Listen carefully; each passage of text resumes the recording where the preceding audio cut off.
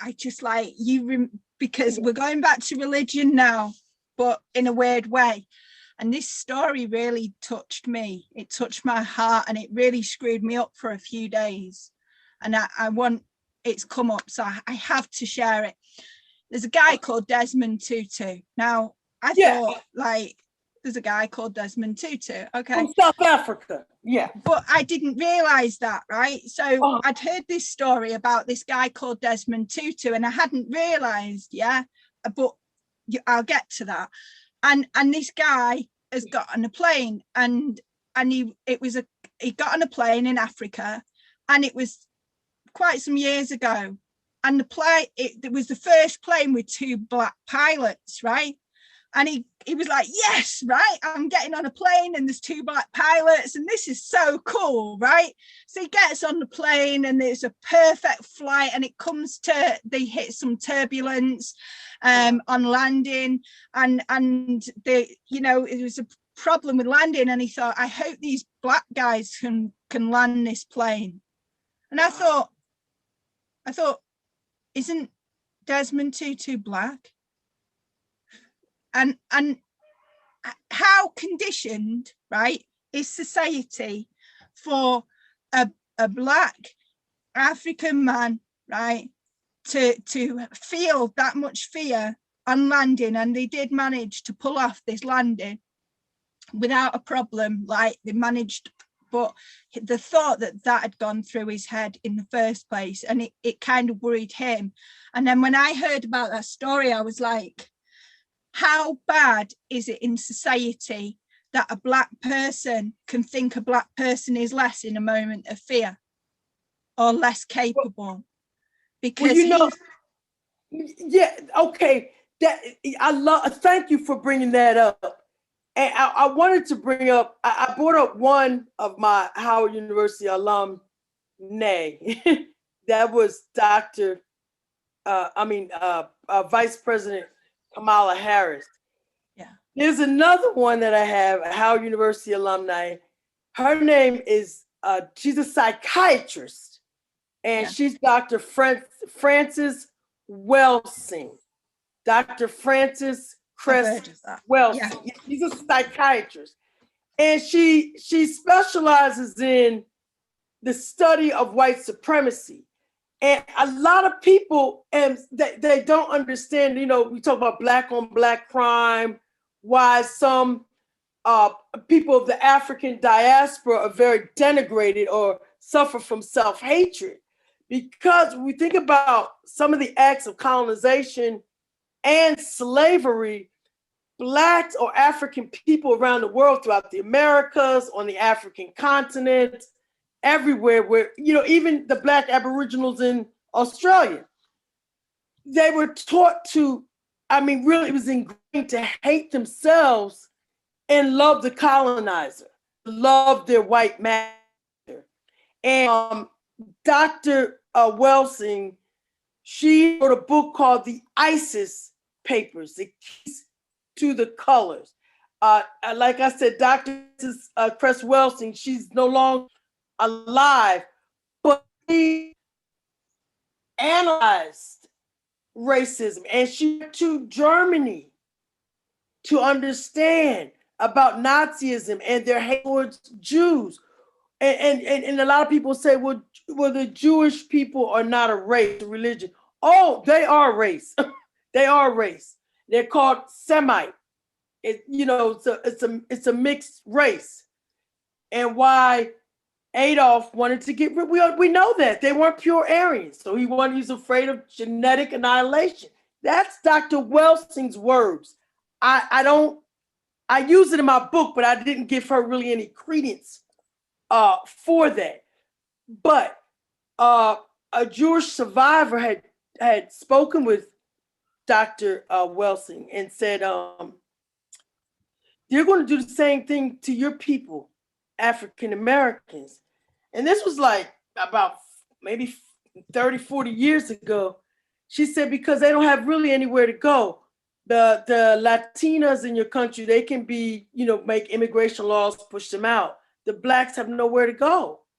And now we're seeing this with the infiltration of white supremacists or fascists, Nazis in the police department. And I'll go back. I'm going to ask you, do you see any minority policemen killing whites in the United States at the extent of what George? I mean, are we Asian, African, Jewish? Are we seeing these people killing whites? No. Every time I turn on the news, I'm like, there's been a killing. I wonder, white policemen, I wonder who the victim is. It is obvious. And this is what the mainstream media will not. They're talking about defund the police. We're not going to police. You're going to screen the police away. Supremacist infiltration.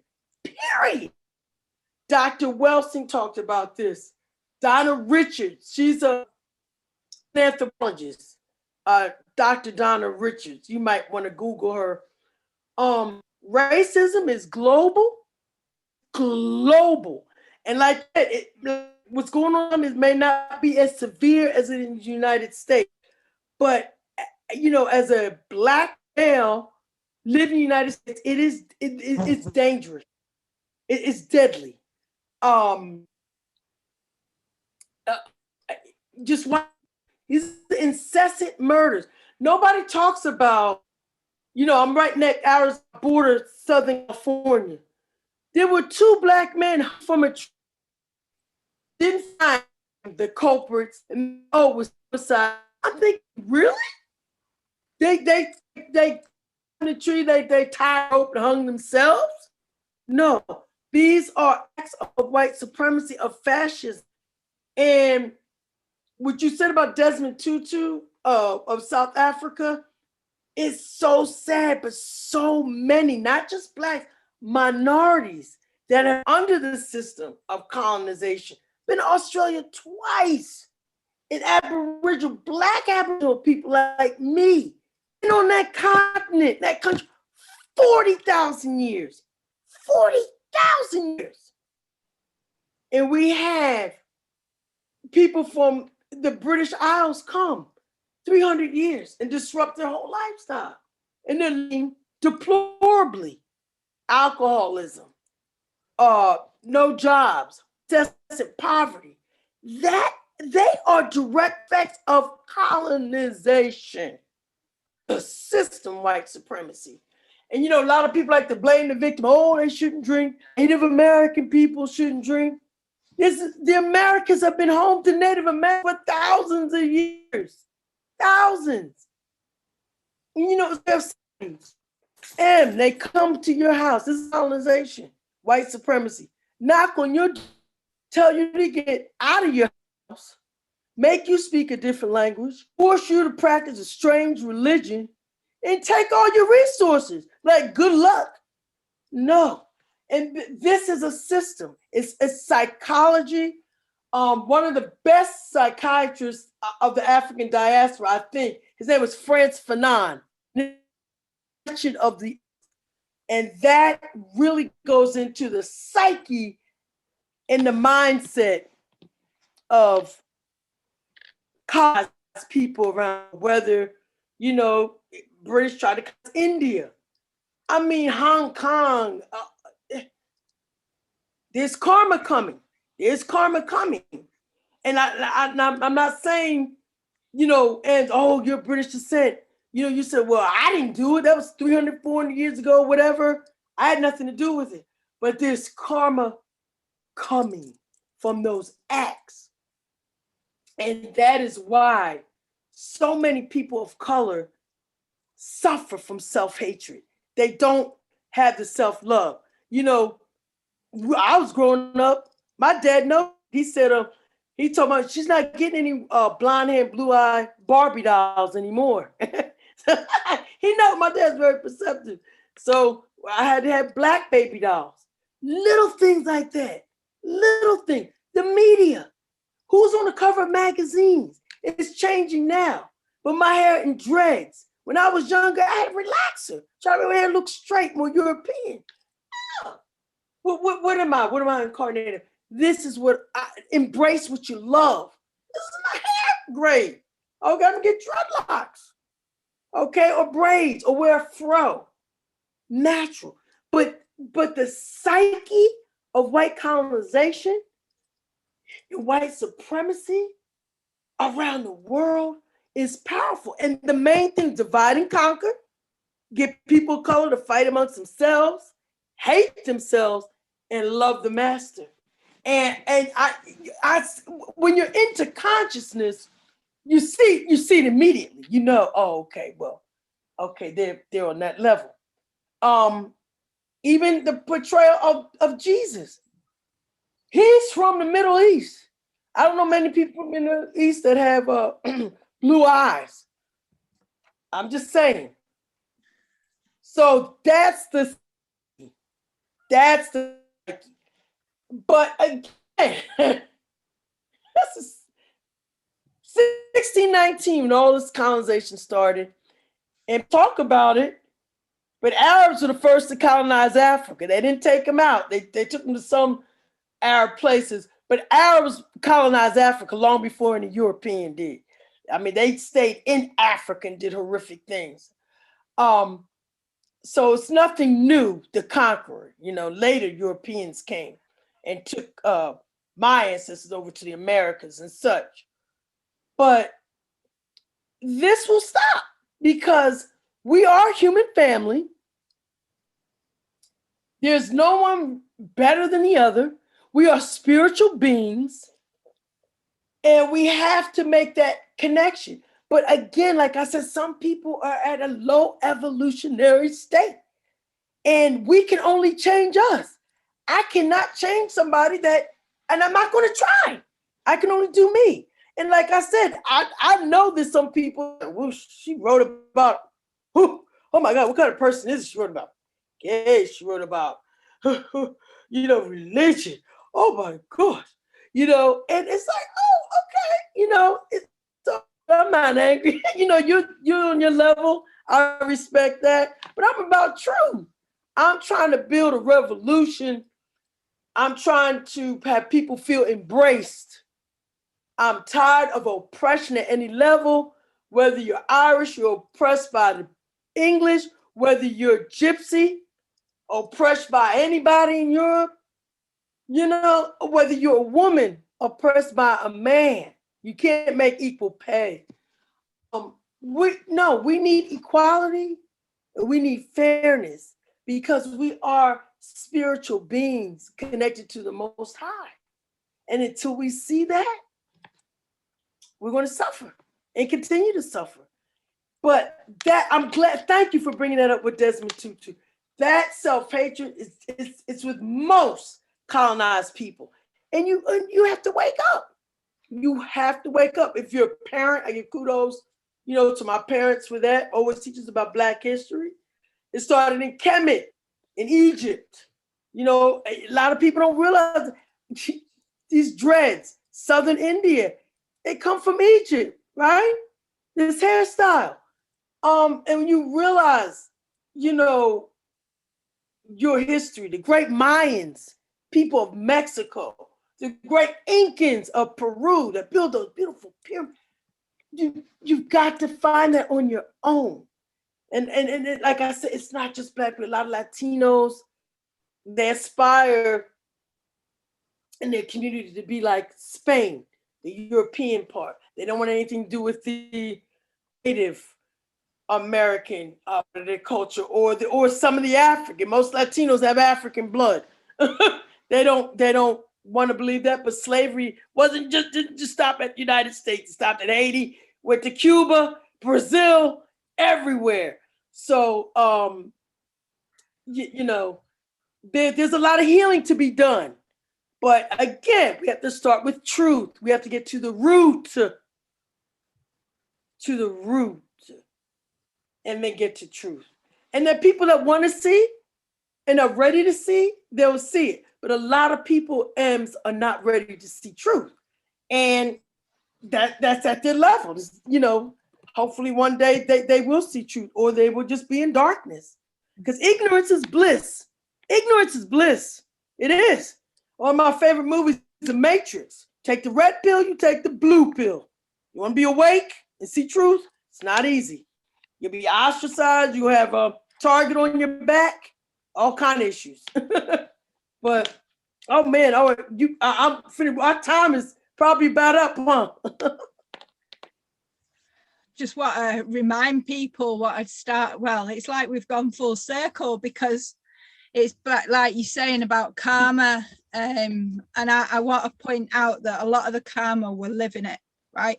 What people did, like the what our ancestors did, whoever we are, right? We never had saints as ancestors, right? I don't care what color you are, where you're from, or where you were born, and what you're going to tell me today.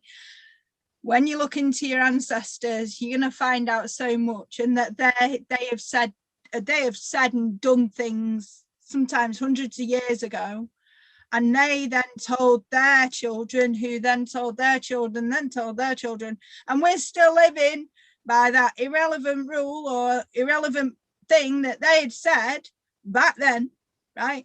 And they will come in from a place of fear. They pass that fear on, then they pass their fear on, until like today we have a whole lot more people with a whole lot more fear. And a lot of this fear there is absolutely no need for the fear at all. It's all what's happened, because it's what we've heard people say, and it's whether the family or not, and it's what we've seen and been taught in our communities. And depending on what things were like, some of these, they just think about this, right? If that's how that has affected us, think about it today. Them like all the people of color, them children living, like seeing their dad, that was just like unreal. With, you know, the kids in the back of the car when the dad was shot in America, and there's kids, right? What they see, what they hear, what they feel is how they will live the rest of their life, unless someone can help them break out from that, unless someone can, because that's all they know. That is their life. That is their life experience that we're building. And while we're doing that to our children, that is going to carry on going on for generation after generation after generation. We have the choice. We have the power to stop things today by loving our children and showing our children that the world isn't like that. You know, it doesn't have to be like that. That they're going to grow up and they're going to be able to like be the new leaders, and they're going to be able to live with love, and they're going to be able to, you know, if a white kid wants to marry a black kid, so what, right?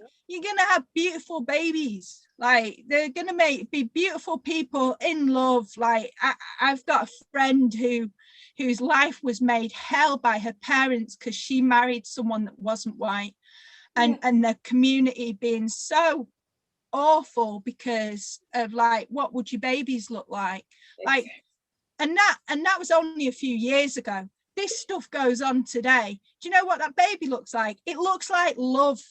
It looks like a beautiful little soul, right? That just wants loving, it just wants holding, and it just wants to know that the world's a beautiful place to be, so it can like hang out with its little mates who are also love, you know, and learn to be love and show love and grow love. You know, that's what it's about. It's about realizing that we are the result of the karma of our ancestors, and we have choice, and we have evolved to a point now where we have the choice, and we can make that decision to take responsibility and be responsible and teach our children to be responsible and bring them up with love and share that love, and be there, going out into the community and not being scared to like hang out with who we want to hang out with, not being scared to be our authentic selves, because while there is one bully in charge, right, that bully's in charge. once those people realize that are underneath the bully, so there's 5 people underneath the bully and a bully in charge, when them 5 people realized, you know what, we might get beat up if we're on our own, but if the 5 of us hang out together, that one bully's got no hope, right? So if this bully can like then be it's on its own, it will realize that there is no I in team. And there is no one in community. Community takes the 5. Maybe it will want to join in. You know, it's about uniting with love, being a community, respecting everyone, regardless of the sexuality, the religion, whatever. Everyone is right. No one is wrong. Yes. Every single person is right. They're just right for where they're at. But they've got the only thing they haven't got any right to do is tell you what to think or feel or how to behave. Exactly. You know. And let me just end this on love again. Ladies and gentlemen, global family, we are about love, period. Even though we talk about dark things, because light and darkness, yin and yang, from the Taoist philosophy, go hand in hand. You can't have one without the other, right, Miss Ems? So I'm just we're going to end this soon. It says, my name in Arabic means gift from God. For people that don't know that about Jasmine, I'm part of something that is so much bigger than my beautiful and strong lineage. The universal family, viruses, atoms, reptiles, fish, galaxies, trees, mammals, black holes, and so on, keep this ancient continuum in a cyclical motion. It's when we realize the totality of the universe and accept and find peace within others and ourselves, then we find our love supreme. Last chapter is called Love Supreme by John Coltrane. Can't end it any better than that, my dear. No. Love supreme.